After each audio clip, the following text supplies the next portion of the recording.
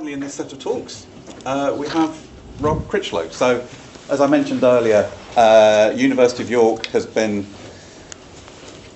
a massive role in terms of looking at systematic conservation planning and its relevance for work in England. So it's brilliant that Rob's able to talk now about the work that he's been doing with his great colleagues. So, thank you. Thanks, Bob. So I'm going to give this has been a research project for about just over a year now. It's been in collaboration with Natural England, the University of York. And we've come at this from a national level. So and the idea is sort of want to know an approach to expand England's SSSI network. And hopefully some of you know that the existing SSSI series in England was never designed as a network at all. So there isn't. So it could be done more efficiently. And so one of the sort of aims of this project was to sort of create evidence-based guidelines that create a better ecologically connected network. And we also wanted to incorporate climate change within this project. And another fundamental aspect is to incorporate stakeholder views. So some work that I've been involved in previously has worked on looking at identifying priority areas based on biodiversity information. So this is using approximately 4,500 species in the UK across 17 taxonomic groups. And it was one method that we were wanting to use to see if we can identify priority areas. And this is a 10-kilometre resolution. This just shows in these red maps for these these taxonomic groups is the richness patterns, and the green maps are the spatial priorities for each group. And generally, the spatial priorities are similar, whatever the richness patterns. Okay, so a systematic conservation plan is in this situation a lot more efficient.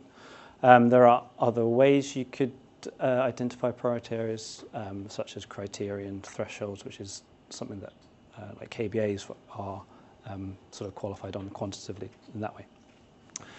And we wanted to, yeah, there's going to be sort of incorporating biodiversity, and we wanted to incorporate viewpoints as well. So for better success within these types of projects, we wanted to consider the diversity of viewpoints from many different stakeholders, such as landowners and conservation groups and scientists as well. And we wanted to find out how do different conservation viewpoints affect priorities, and is it possible to combine these viewpoints into a coherent conservation plan? So this is an example from over 10 years ago now, looking at a conservation plan for biodiversity compared to biodiversity plus carbon and agriculture as an example. So we brought together a number of different stakeholders the beginning of last year, and we wanted to get their viewpoints of the importance of different features and spatial information that can go into a systematic conservation plan. And we asked, we brought these stakeholders together, one to find out a bit more about systematic conservation planning, and to also get their input on how they would weight the importance of these different layers. We came up with a number of different layers for this process. And so this image, one is showing the top, so it is ranking from top to bottom.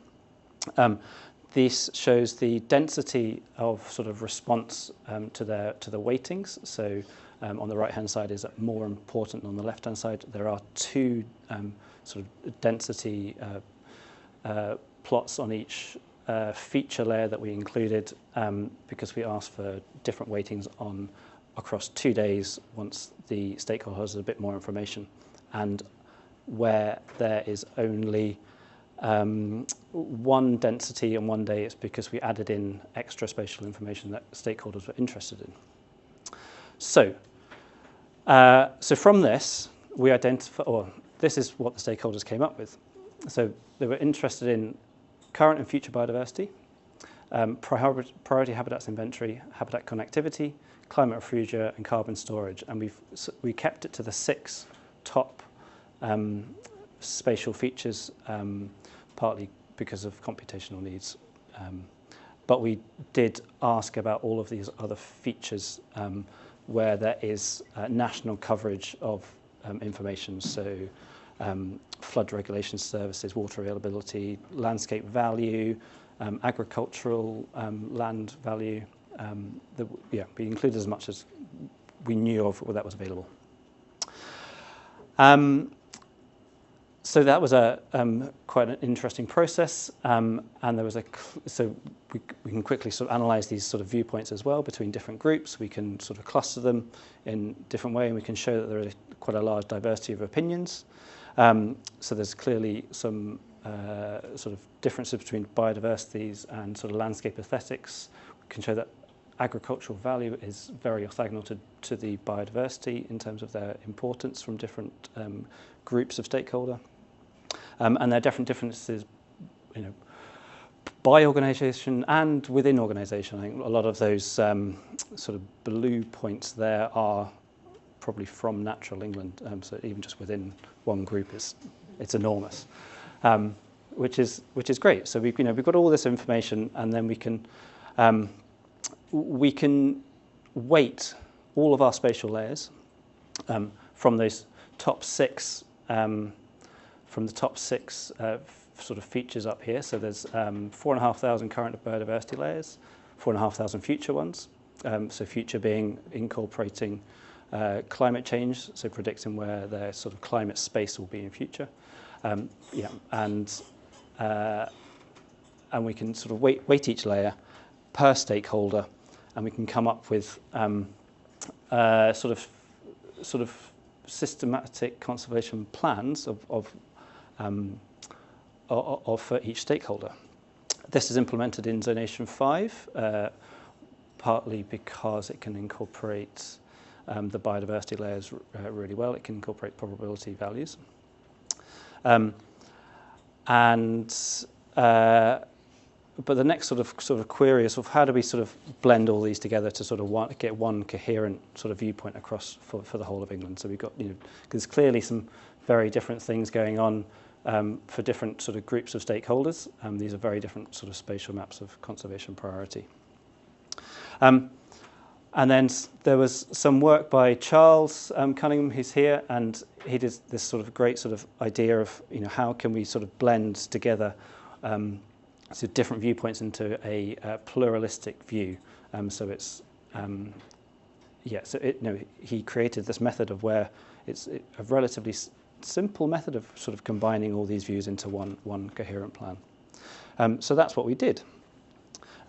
So from all of the stakeholder systematic conservation plans, I think there were about sort of 25 or 26 plans. We can create this single plan for the whole of England at a 1 kilometre resolution, which is what all the input data was at in this case. And then, just as a comparison, this is what I can't remember the exact sort of stakeholder viewpoint this was, but it doesn't really matter. This is just sort of the difference in where sort of different priorities might lie for a single stakeholder. So at a national scale, this it's quite fairly sort of crude in terms of a 1 kilometre resolution. But we were also interested in whether we can downscale this to a much finer scale. And what we did was essentially get a land cover map.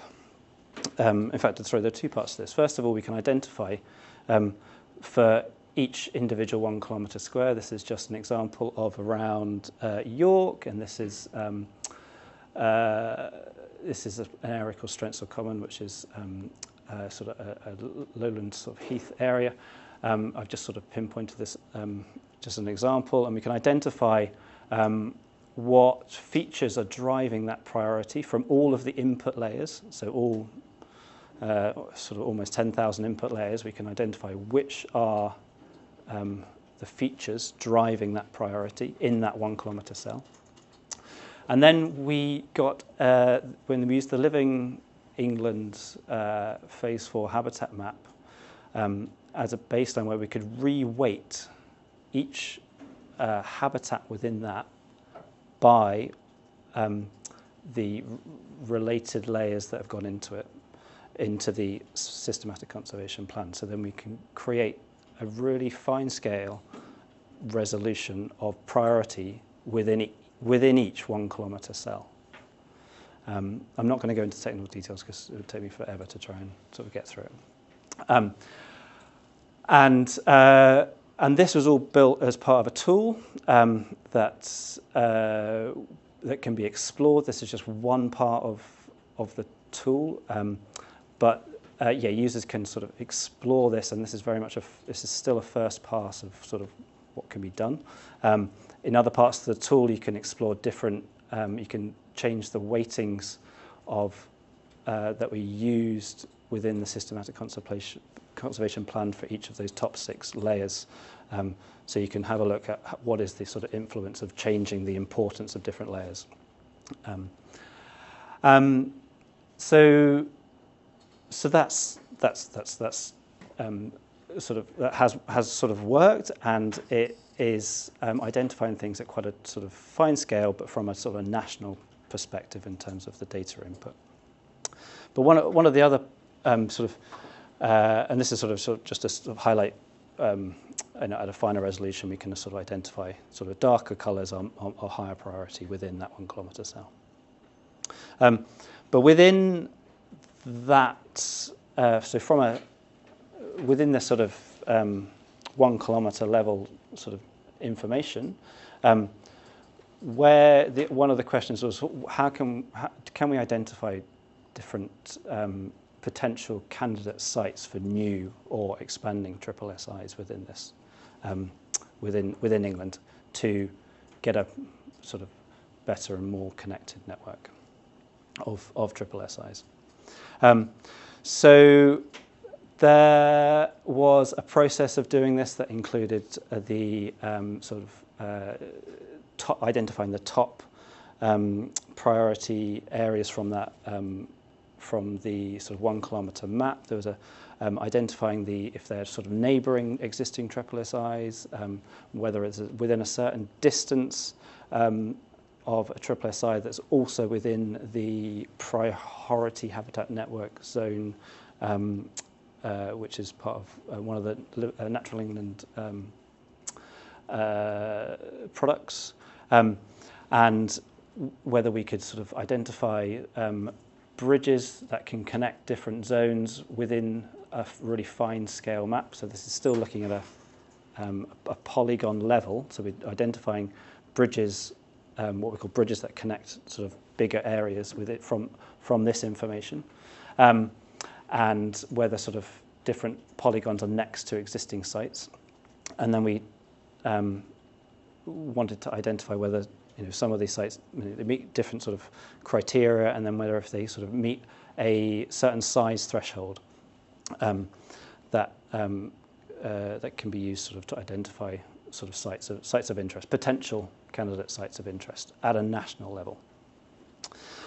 And so that's what we've tried to do. This is fairly sort of part of the press in the last few weeks. So we've this is just this is on another tool at the moment,